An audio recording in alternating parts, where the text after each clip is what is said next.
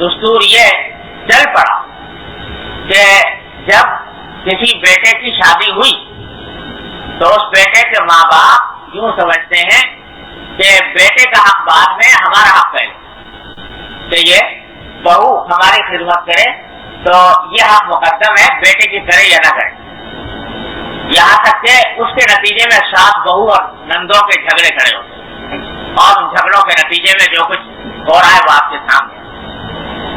خوب سمجھ لیجیے کہ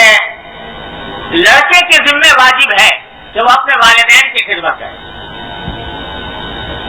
اگر والدین کو خدمت کی ضرورت ہے تو لڑکے کے ذمہ واجب ہے کہ خدمت کرے، اور اس لڑکے کی بیوی کی سعادت مندی ہے کہ وہ اپنے شوہر کی والدین کی خدمت بھی انجام دے، خوش دلی سے اس کو اپنی سعادت سمجھے، باعث اجر سمجھ کر یہ کام کرے۔ لیکن لڑکے کو یہ حق نہیں پہنچتا کہ وہ اپنی بیوی کو مجبور کرے، جبکہ وہ خوش دلی سے اس کے اوپر آمادہ نہ ہو، اس پر مجبور کرے کہ تم میرے والدین کی خدمت کرو۔ نہ والدین کے لیے یہ جائز ہے کہ وہ اپنی بہو کو مجبور کرے اس بات پر کہ وہ ہماری خدمت کرے۔ اور یہ مسئلہ پیدا ہوتا ہے، والدین ضعیف ہیں، بیمار ہیں، ان کی خدمت کی ضرورت ہے۔ اب گھر میں بیٹا ہے اور بہو ہے، کیا کریں؟ تو جیسا میں نے عرض کیا، بہو کے ذمہ واجب نہیں، اس کی سعادت ہے، خوش نصیبی ہے، اجر و ثواب کا موجب ہے کہ وہ اپنی خوشی سے یہ کام کرے، انشاءاللہ کرے گی، بڑا اجر و ثواب ہے۔ لیکن بیٹے کو یہ سمجھنا چاہیے کہ میرا کام میرا ہے، کہ میں اپنے والدین کی خدمت کروں، اس کے ذمہ واجب ہے، وہ خود کرے، کوئی نوکر رکھے، خادمہ رکھے، وہ اس کے ذمہ واجب ہے کہ اپنے والدین کی خدمت انجام دے، ان کی تیمارداری کرے، ان کے ضروریات کو پورا کرے۔ لیکن اگر بیوی کر رہی ہے تو اس کو حسن سلوک سمجھنا چاہیے، اس کے آداب سمجھنا چاہیے۔ یہ ہے اس پورے ارشاد کا پس منظر کہ لیسا تملکون منہن شیئا غیر ذلک، وہ تمہارے گھر میں ہے اور تمہیں ان سے اس کے سوا کسی اور کوئی اور قانونی حق تمہارا حاصل نہیں ہے۔ وہ یہ ہے کہ تم ان سے ایسا کام لو جیسے کہ نوکروں سے لیا جاتا ہے، یہ شوہر کا کام نہیں۔ تفصیل کی انشاءاللہ اگلے باب میں آ رہی ہے تو وہاں پر عرض کروں گا انشاءاللہ۔ اس میں 2-3 باتیں اس سلسلے میں عرض کرنی ہے۔ ہمارے حضرت حکیم الامت مولانا تھانوی قدس اللہ سرجو نے جن پر اپنے مواعظ میں یا بجا زور دیا ہے، اور ان کی طرف سے عام طور پر ان باتوں کی طرف سے غفلت پائی جاتی ہے۔ پہلی بات تو یہ کہ ہمارے حضرت فرماتے ہیں کہ نفقے کا ایک حصہ یہ بھی ہے کہ صرف اتنا نہیں کہ کھانے کا انتظام کر دیا اور کپڑے کا انتظام کر دیا، بلکہ کسی نفقے کا حصہ یہ بھی ہے کہ کچھ رقم بطور جیب خرچ کے، وہ علاوہ کھانے اور کپڑے کے کچھ رقم بطور جیب خرچ کے ایسی دی جائے جو وہ آزادی کے ساتھ اپنے خواہش کے مطابق اس کو صرف کرے۔ اور دوسرے یہ کہ ہر آدمی کی ضروریات اس کے حالات کے لحاظ سے مختلف ہے، لہذا کشادگی کا معیار بھی ہر انسان کا الگ ہے۔ جو بیچارہ کم آمدنی والا ہے اس کی کشادگی کا معیار اور ہے، جو زیادہ اوسط درجے کی آمدنی والا ہے اس کا معیار اور ہے، جو اس سے آمدنی والا ہے اس کا معیار اور ہے۔ اس لیے اس کے حساب سے کشادگی ہونی چاہیے۔ یہ نہیں کہ صاحب بیچارہ شوہر کو آمدنی اس کی کم ہے اور بیوی صاحبہ فرمائشیں کر رہی ہیں ایسی کہ جو اپنے دولت مند قسم کے لوگوں کے ہاں جو باتیں دیکھی اور اس کی نقل اتارنے کی گزر میں کہ میرا شوہر بھی اس کی نقل اتارے، میرا شوہر بھی وہی کرے،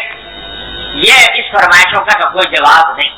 تو خلاصہ آپ نے یہ بتا دیا کہ ایک نفقے کا حق ہے، اس کو ادا کرنا ہے، دوسرے یہ کہ ہاتھ سے یا زبان سے تکلیف نہ پہنچاؤ، اور ہجران یعنی چھوڑنا اگر ہو تو وہ صرف گھر کے اندر ہو اور اس سے باہر۔ حضرت ابو ہریرہ رضی اللہ عنہ فرماتے ہیں کہ رسول کریم صلی اللہ علیہ وسلم نے ارشاد فرمایا کہ ایمان میں کامل ترین فرد وہ ہے جن کے اخلاق اچھے ہوں، جن کے دل میں صحیح داعیے پیدا ہوتے ہوں اور ان صحیح داعیوں کا مظاہرہ ان سے اعمال و افعال سے ہوتا ہو۔ اللہ تعالیٰ اپنی رحمت سے ہم سب کو ان میں داخل فرما دے۔ اور دوسرا جملہ وہی کہ سیارکم لنسائہم، کہ تم میں سب سے بہتر لوگ وہ ہیں جو اپنی عورتوں کے لیے بہتر ہو، یعنی ان کے ساتھ حسن سلوک کرنے والے ہوں۔ کہ ایک مرتبہ رسول اللہ صلی اللہ علیہ وسلم نے لوگوں سے خطاب کرتے ہوئے فرمایا کہ لا تضربوا اماء اللہ، اللہ کی بندیوں کو مارو نہیں، یعنی عورتوں کو مارنا اچھی بات نہیں ہے، مت مارا کرو۔ اب کچھ دنوں کے بعد کہتے ہیں فجاء عمر رضی اللہ تعالیٰ عنہ الی رسول اللہ صلی اللہ علیہ وسلم، حضرت عمر آئے حضور اقدس صلی اللہ علیہ وسلم کی خدمت میں اور آ کر عرض کیا کہ یا رسول اللہ ضربن النساء علی ازواجہن، کہ یا رسول اللہ عورتیں تو بہت شیر ہو گئی شوہروں کا، اور وہ شوہروں کی حق تلفیاں کرنے لگی ہیں اور ان کے ساتھ بدسلوکی کرنے لگی ہیں، تو اس لیے اب آپ فرمائیے کہ ویسے میں کیا کرنا چاہیے؟ فرخص فی ضربہن، تو حضرت صلی اللہ علیہ وسلم نے اجازت دے دی کہ بھائی جب کبھی عورتیں ایسا کام کریں جو ان کے حق تلفی کا اور کوئی اور راستہ نہ ہو تو تمہیں مارنے کی بھی اجازت ہے۔ حضرت صلی اللہ علیہ وسلم نے قرآن میں بھی اجازت دی ہوئی ہے، آپ نے بھی دے۔ اب کیا ہوا کہ کچھ دن گزرے تھے جب آقا بھی آئے رسول اللہ صلی اللہ علیہ وسلم نساء کثیر یشکون ازواجہن، اب کچھ دن کے بعد خواتین بہت سی آنی شروع ہو گئی حضور اقدس صلی اللہ علیہ وسلم کی خدمت میں، اور آ کر انہوں نے عرض کیا کہ رسول اللہ ہمارے شوہروں نے ہمارے ساتھ یہ معاملہ کیا کہ ہمیں اس طرح مارا، آپ نے اجازت دے دی، اس کے نتیجے میں لوگوں نے اس سے ناجائز فائدہ اٹھایا، غلط فائدہ اٹھایا اور ہمیں اس طرح مارا۔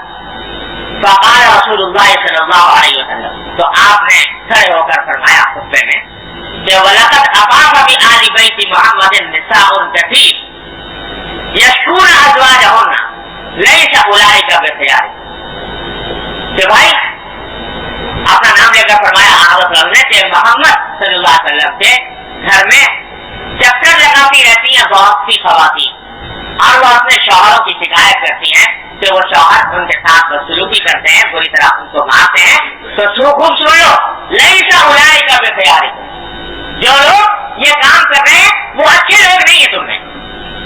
جو لوگ یہ مار پیٹ کر رہے ہیں وہ اچھے لوگ نہیں ہیں تم میں،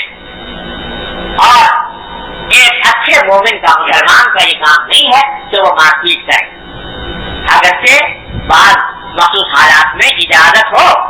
لیکن ایک مومن کا اچھے مومن کا کام ہے۔ اس سارے مجموعے سے حضرت نے جو بات واضح فرمائی وہ یہ کہ اگرچہ ناگزیر حالات میں جب کہ کوئی اور چارہ نہ ہے، شریعت کی طرف سے ایسی مار کی اجازت ہے جس سے نشان نہ پڑے اور بہت زیادہ تکلیف نہ ہو،